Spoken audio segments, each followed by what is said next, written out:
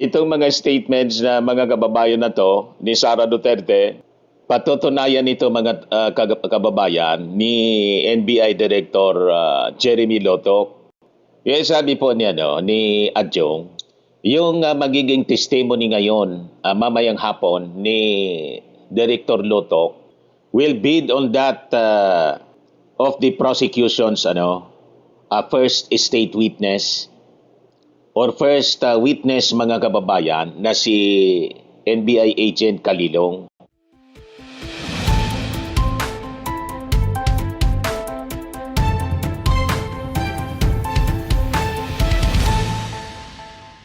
Hello po mga kababayan.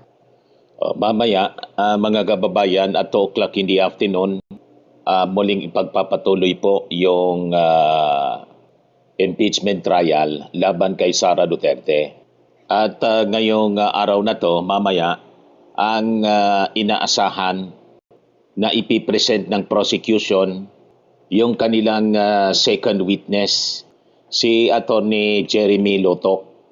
Si Attorney Jeremy Lotok, currently NBI Regional Director siya ng Bangsamoro Autonomous Region in Muslim Mindanao. Ngayon, ayon mga kababayan, kay House Prosecution and Lanao del Sur Representative Sia Alonto Adjong, itong second witness nila, si Lotok, yan po siya para makilala ninyo, yung second witness ng prosecution. Attorney Jeremy Lotok, Regional Director ng NBI BARM.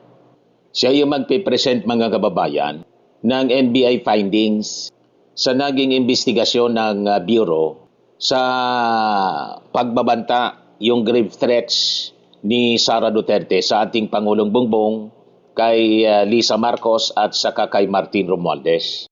Na sabi ni Sara, hindi ako nagbanta.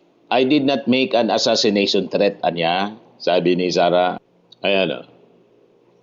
I did not make an assassination threat to the president. Sila lang nagsasabi niyan. Sila lang nagsasabi may assassination. Sila nagsasabi may assassin, may gunman. I did not say that. Pero sabi ni Sara, nag-alala ma'am sa security ko kasi may kinausap na ako na tao. Sinabi ko sa kanya, kapag pinatay ako, patayin mo si BBM, si Lisa Araneta at si Martin Romualdez. No joke. No joke. Nagdealing na ako ma'am. Pag namatay ako, sabi ko, huwag ka tumigil na hanggang hindi mo mapatay sila. And then he said yes. So, mamaya, itong mga statements na mga kababayan na to ni Sara Duterte, patutunayan nito mga kababayan ni NBI Director Jeremy Lotok. Yung sabi po niya ni Adjong, yung magiging testimony ngayon, mamayang hapon ni Director Lotok will bid on that of the prosecution's first state witness or first witness mga kababayan na si NBI agent Kalilong, senior NBI agent John Mark Kalilong, na siyang nag-authenticate mga kababayan ng video ni Sara Duterte, yung press con, and other related evidence related to the November 2023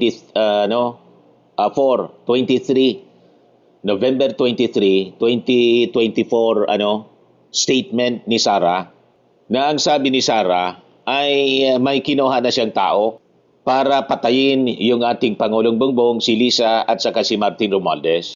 So itong si Lotok mga kababayan ay inaasahan na magte-testify siya doon sa naging results ng NBI investigation into the alleged threats. Pero siyempre, hindi na diniscuss mga kababayan ni Adjong yung pinakang detalye nito, yung naging findings ng NBI. Kaya mamaya na lang natin abangan mga kababayan sa trial, kasi magiging sub judice siya, mga kababayan.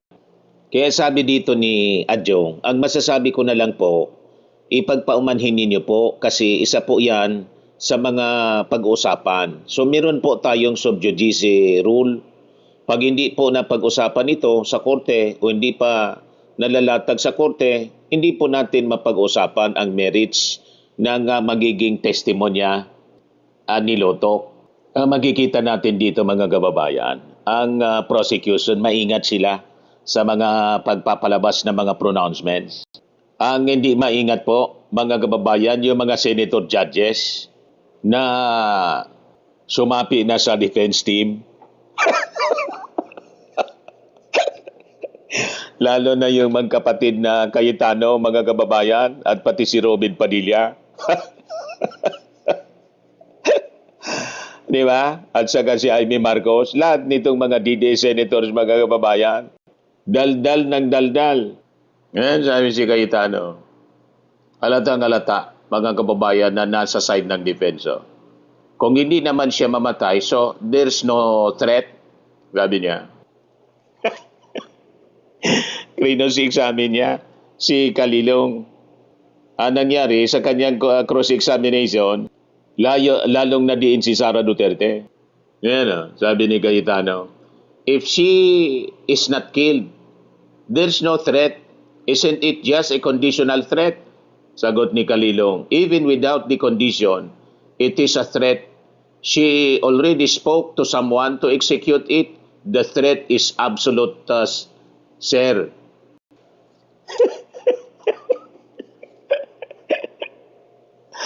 Sa pagnanais ni Cayetano, mga kababayan, na iligtas si Sara Duterte, lalong nadiin sa pagtatanong niya kay Kalilong. Kaya sabi po ni dating Supreme Court Associate Justice Adolfo Ascuna, sabi dito sa report kahapon ng Politico News, former Supreme Court Associate Justice Adolfo Ascuna expressed belief that the element of criminal intent in the grave threat charge against Vice President Sara Duterte was established through the questioning of NBI Special Agent John Mark Kalilong by Senator Judge Alan Peter Cayetano during the impeachment trial. Lalo na-establish yung criminal intent.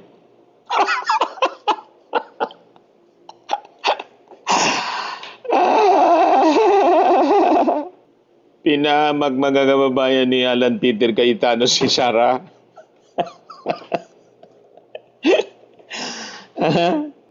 Sabi dito, in an interview with award-winning broadcast journalist Pinky Webb sa Billionaire News Channel, On Point, Ascuna said that mens rea, Latin for guilty mind, the criminal intent should be established in the grave threat charges.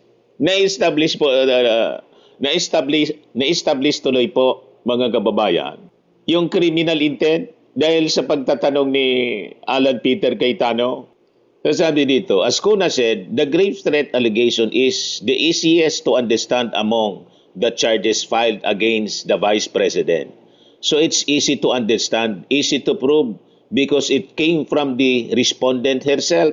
So what is difficult is the mens rea, Latin for guilty mind, or the criminal intent, which is an essential element of the crime of grave threats, and it is not presumed. Paliwanag, mga kababayan, ni Ascuna na ito ang grave threat has to be proven from the surrounding circumstances that it is a serious threat and that the person making it is capable of carrying it out.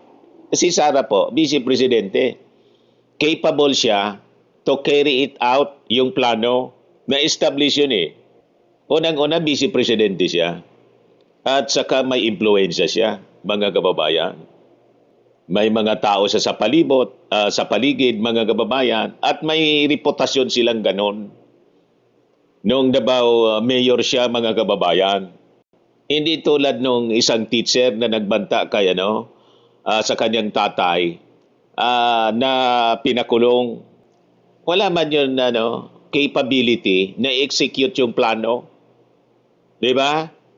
Wala man yung impluensya. Nag-post lang yon, mga kababayan, sa galit niya. Pero wala siyang capability. Kahit yung magbabayad daw siya ng 50 million, saan man siya kukuha na ordinary teacher lang siya? Pero si Sara, na sinabi niyang may kinuha niya akong tao, may kinausap na ako, kaya niyang gawin yon. Yon, mga kababayan, ang sinasabi dito ni Ascuna. Sabi niya, mayroong masamang plano kasi itong krimen na ito, ang basihan ay ang revised penal code. Lahat ng crime sa revised penal code kailangan ng criminal intent. Hindi pwedeng physical act lamang. Unlike kung special law, physical act is sufficient to constitute the crime. Sabi po ng dating justice ng Supreme Court. Ano pa? Tapos na, mga kababayan, si Sara, guilty. O, di ba? Sabi niya pa dito, he cited illegal possession of firearms as an example of special law. The moment you have firearms and you have no license, guilty ka na. Whether or not you have the intention to possess it is immaterial anya. Criminal intent is immaterial in special law, sabi po ni Ascuna. But in the revised penal code, criminal intent is essential. So grave threat is revised penal code. You have to prove not only that the threat was made, but it was made with criminal intent. When asked if the criminal intent was already established by the House prosecution in Duterte's impeachment case, sabi po ni Ascuna, the prosecution succeeded. Di ba malinaw, mga kababayan? The prosecution na niya succeeded, na-establish ng prosecution yung criminal intent ni Sara Duterte. I would say, I would frame that the prosecution succeeded, I think, in proving criminal intent. When the witness was asked by Senator Alan Peter Cayetano, what was your basis for assessing the seriousness of the threat? And the NBI agent, si Calilong, said, our basis, sir, is the capability of the person making the threat to carry it out. Capability. May capability si Sara. So tama yung assessment, mga kababayan, ni Calilong. You see? So may kakayahan, kaya niyang gawin yon. Kasi yung hindi niya kaya, parang biro lang yon. At kaya ang kaya niya yon gawin. So talaga nakakatakot. So serious siya. Unang-una, mismong binerbalize, sinabi po ni Sara, no joke, no joke. So seryoso siya. Inodit pa, hindi lang no joke, kundi no joke, no joke. At nakita naman po ninyo yung mukha ni Sara nang gawin yung pagbabanta. Nanlilisik po. Parang may sapi.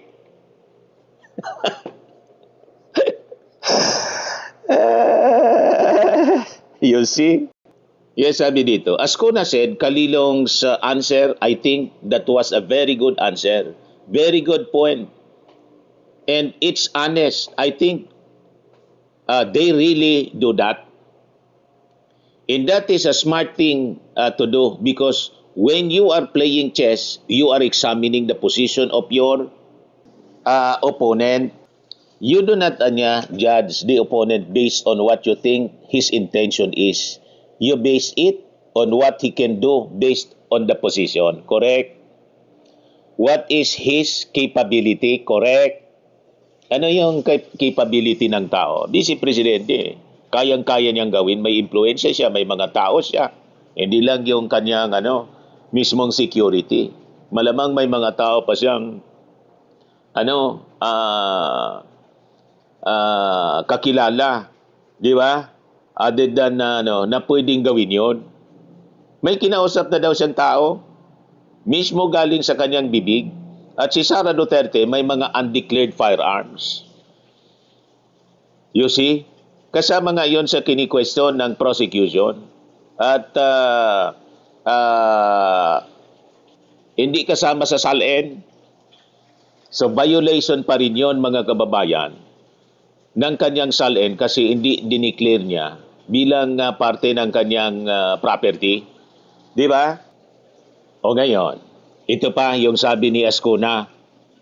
The failure niya of the Marcos couple at sa ni Romualdez na mag-file ng kaso laban kay Sara Duterte does not mean that they did not consider the threat seriously. Hindi siya nag-file pero ang ginawa ng ating Pangulo, yung kanyang security, hinigpitan niya lalo. So, ang ibig sabihin no, na hinigpitan yung presidential security ng ating Pangulo, ay kinoconsider niya na serious yung threat sa kanya. At nagpalabas siya ng statement. Ito ay aking papalagan. Di ba? So, pinapalaga na nga mga kababayan ng ating Pangulo. So, this time, yung pangalawang impeachment complaint na final laban sa kanya, kasi yung una hindi nangyari, hindi niya sana yun sinuport. Kasi siguro ina-observe ng ating Pangulo kung magbabago yung behavior ni Sara, lalong lumala.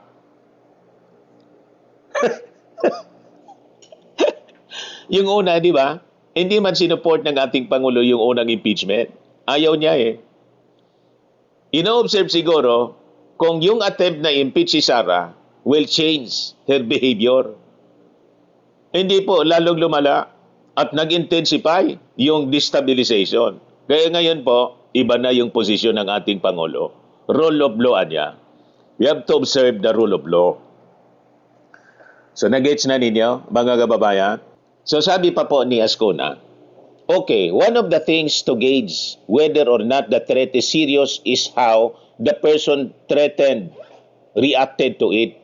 Did they take it seriously? The fact that the President and the First Lady did not file a complaint personally does not mean they did not take it seriously. That does not mean that they did not feel threatened because they have their officials who have already in fact anticipated their moves and filed a complaint themselves.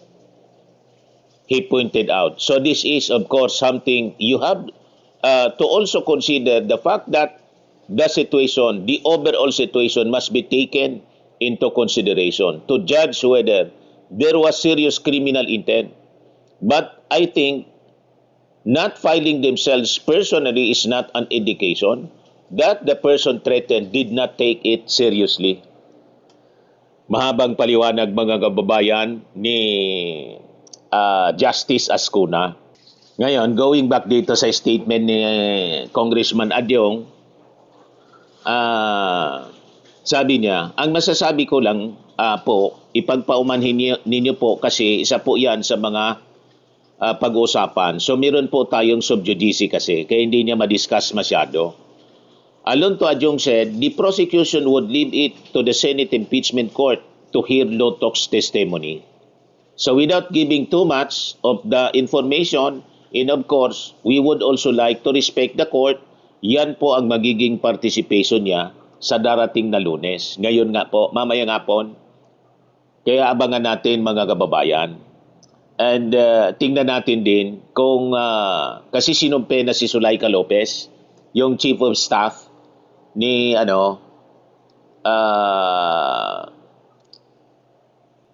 Sara Duterte, kung mag-appear doon. Pero yung party kasi ng participation dito ni Zuleika, yung tawag dito, riniplay na video na nag-iyak-iyak siya. Na yun mga kababayan, yung nag-trigger kung bakit nagwala si Sara. Yung pag-iyak-iyak niya na ino-oppress siya ng Congress. At yung dinala siya mga kababayan sana o dadalhin sana doon sa detention kasi di ba ililipat siya mga kababayan kasi tumira na sa Congress si Sara Duterte. Kaya ililipat siya ng detention cell imbes na sa Congress para hindi doon tumira. Nagdala na ng unan si Sara.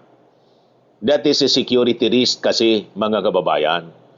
gustong ilipat ng ibang detention after na makontempt si Zulaika, ayon, doon nagwala si Sara, mga kababayan. Ngayon, in addition doon sa naging statement ni Adjong, sabi ni si Alonto Adjong, the impeachment trial ni Sara Duterte serves the entire country, saying the proceedings will help define the standards of conduct expected of the nation's highest public officials. Correct. Kasi pag pinalampas natin ito, mga kababayan, magiging very, very bad precedent po ito. Na yung pagbabanta pala, mga kababayan, ay magiging, ang tawag ni Sara, freedom of expression na. Pag ganon, pagbantaan na din natin yung mga senador na mag-a-acquit kay Sara. No joke din. Mag-hire na rin tayo ng assassin para patumbahin yung mga senador ni Digong.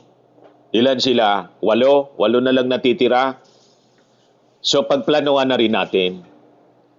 Kasi lumalabas, pag inakwit, hindi masama yung magplano na ipapatay ang isang tao, ang isang opisyal. Nakita na ninyo? Pag inakwit nila, so yun ang mangyayari. Magiging legal ang pagbabanta. Yun ang gagawin ng mga mamamayang Pilipino. Paggalit sila, pagbabantaan na nila, sino man, kahit yung kapitbahay. Tama ba?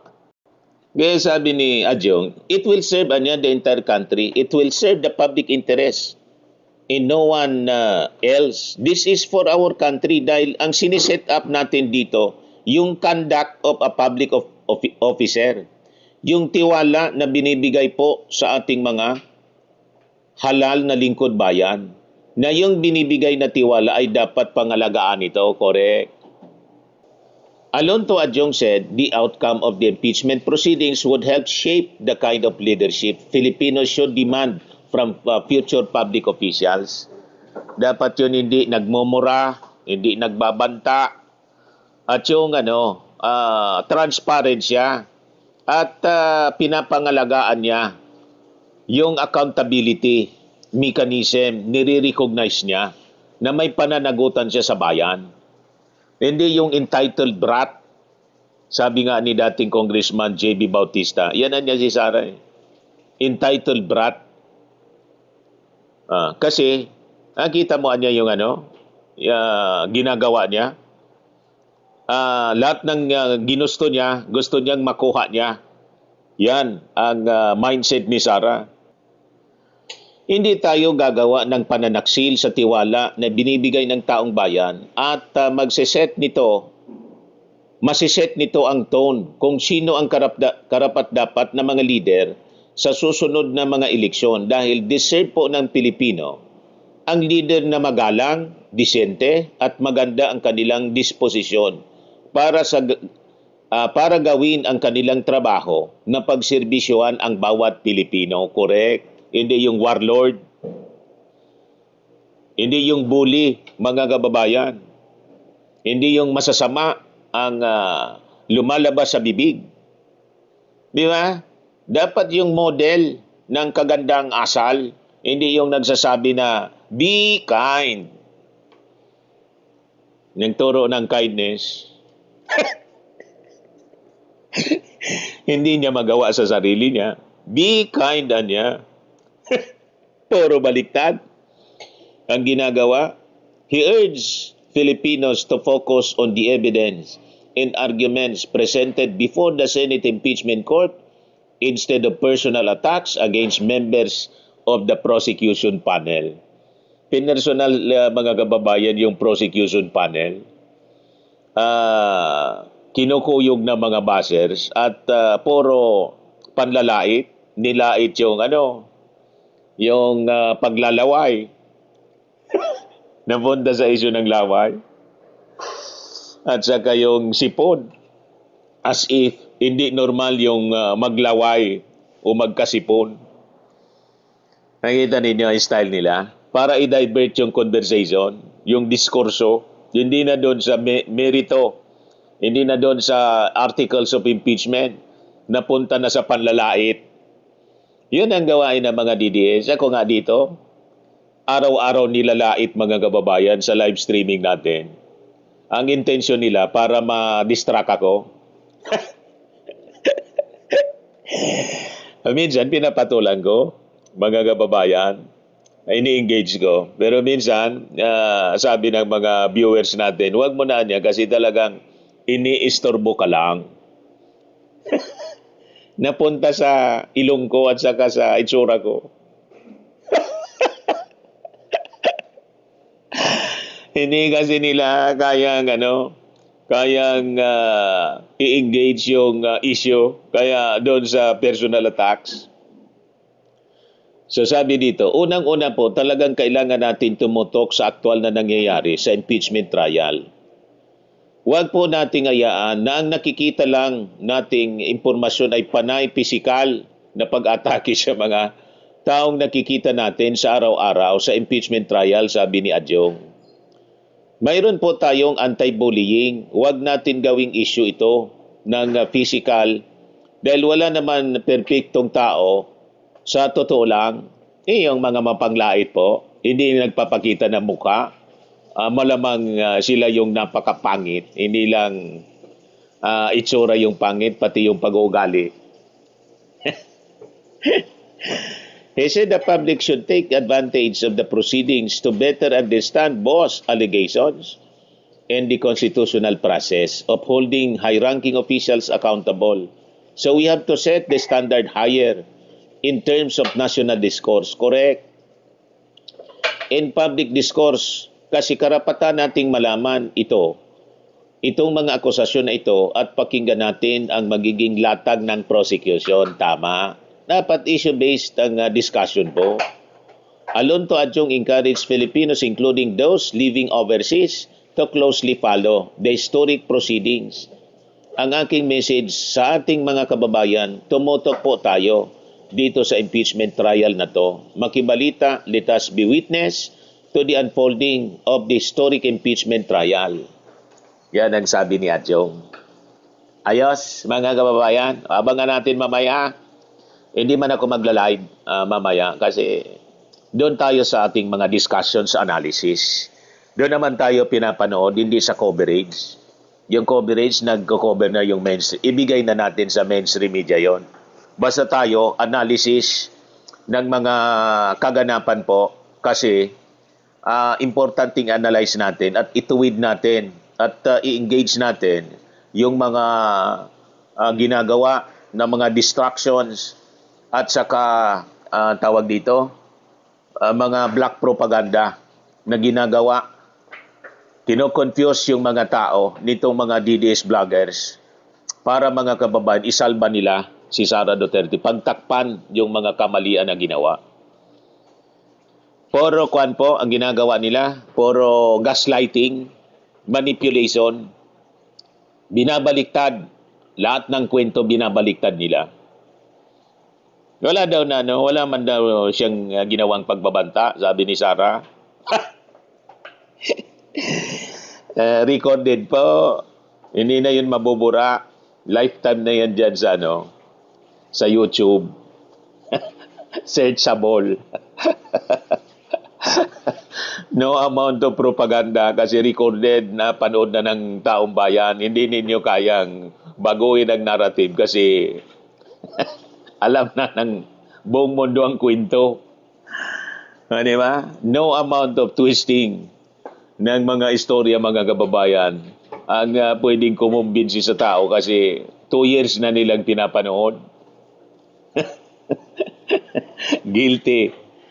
Mga kababayan, si Sara Duterte, dito pa lang sa Article 4, yung pagbabanta, guilty. Ayan man lang po. Ako po si Dante Maravillas. Bye-bye. God bless.